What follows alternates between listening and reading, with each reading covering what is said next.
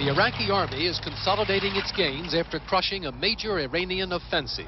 Iraqi tanks pushed toward Iran through mudflats littered with broken equipment and shattered bodies. The Iranian army has lost most of the territory it seized in 7 days of some of the heaviest fighting since the war began. And it was midnight. It's finished. At first, the outcome was far from certain. The Iranians had been preparing the offensive for a year. 8 divisions crossed the Tigris River and came within half a mile of cutting Iraq's major north-south highway. The Iraqis counterattacked. With heavier armor and artillery, they pushed the Iranians 15 miles back, almost into Iran.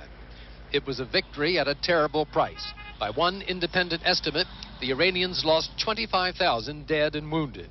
Iraqi losses, though not reported, must have been high as well. In Tehran today, some of the wounded soldiers brought back from the front were said by Iran to be victims of chemical warfare. The government asked the UN to investigate. Iran is facing internal dissension as well as setbacks on the battlefield.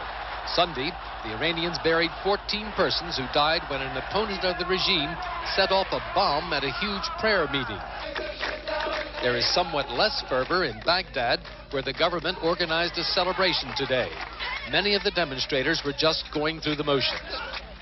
The Iranians lost a major battle, but have not lost the will to fight. This captured Iranian was told to denounce his leader, Ayatollah Khomeini. Instead, he shouted death to the Iraqi president.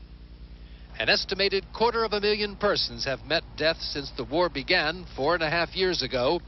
This is the longest war between two regular armies since World War II, and the end is nowhere in sight. Tom Fenton, CBS News, London. Cuban President